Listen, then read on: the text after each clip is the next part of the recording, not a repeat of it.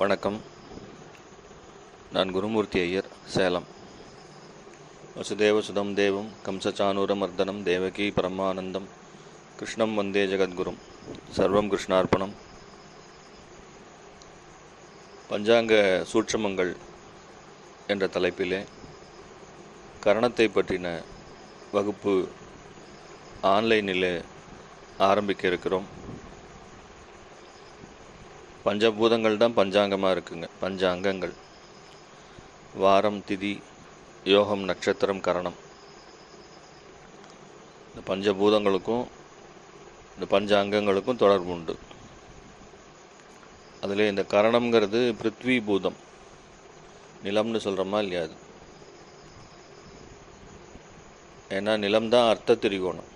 அர்த்தம்ங்கிறது தர்மார்த்த காமமோட்சம், புருஷார்த்தங்களிலே பொருள் என்கிற அடிப்படையிலே இரண்டாவதாக வரக்கூடியது.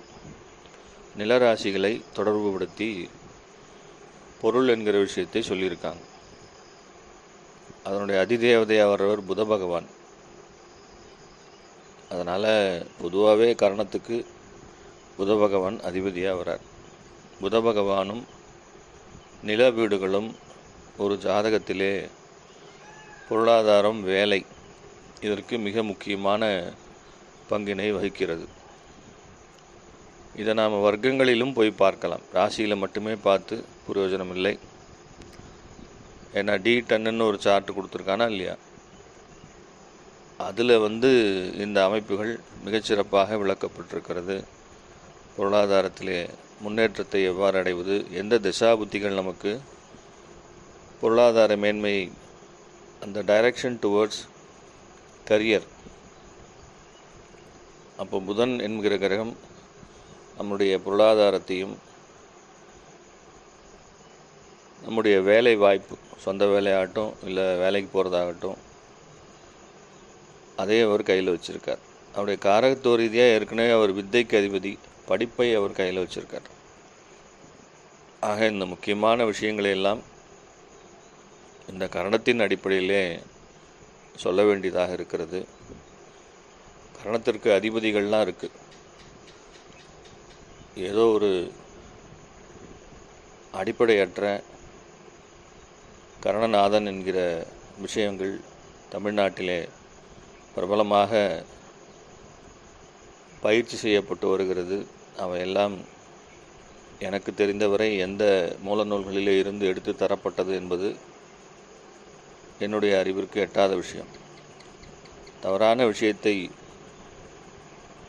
ஒரு ஃபார்முலாவை தவறாக கையாளும் போது a+b² = a² + b² + 2ab என்கிறது ஃபார்முலா.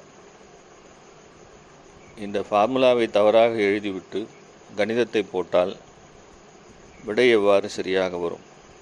நிச்சயமாக விடை சரியாக வருவதற்கான வாய்ப்புகளே இல்லை. சரஸ்திர கரணங்கள் என்று இரண்டாக பிரிக்கப்பட்டிருக்கிறது தெரியும். சிரகரணம் எப்போ வருதுன்னு கேட்டிங்கன்னா அமாவாசைக்கு மட்டும்தான் வரும். சதுர்தசி, அமாவாசை, இந்த திதிகளிலே மட்டும்தான் சிரகரணங்கள் வரும். அமாவாசை இருட்டா இல்லையா? அப்போ அதிலே வரக்கூடிய கரணத்திற்கு மற்ற பஞ்சபூத கிரகங்கள் அல்லது மற்ற கிரகங்கள், ராகுகேது நீங்களான 7 கிரகங்கள் அதிபதிகளாக வருவதற்கு வாய்ப்புகளே இல்லை. ஏன்னா இருட்டுக்கு அதிபதி ராகுகேது தான். அதனால் சிரகரணங்களுக்கு ராகுகேதுக்கள் மட்டுமே அதிபதியாகவும் மீதி 7 சரகரணத்துக்கும் ராகுகேது நீங்களாக இருக்கக்கூடிய கிரகங்கள் அதிபதிகளாகவும் வர்றாங்க. ஸோ இந்த அடிப்படைகள் எல்லாமே ஆரம்பத்தில் இருந்து தெளிவாக அதை பயன்படுத்தக்கூடிய விதங்கள் மற்றும் அந்த பஞ்சபூதத்தின் அடிப்படையிலே வரக்கூடிய பரிகாரங்களோடு வர்க்க சக்கரங்களையும் இதில் இணைத்து பலன் பார்க்கும் விதத்தை வகுப்பாக ஆன்லைனில் எடுக்க இருக்கிறோம். விருப்பப்பட்ட மாணவர்கள் என்னுடைய எண்ணிற்கு தொடர்பு கொண்டு தாராளமாக வகுப்பிலே சேர்ந்து பயன்பெறுமாறு கேட்டுக்கொள்கிறேன். சர்வம் கிருஷ்ணார்ப்பணம். நமஸ்காரம்.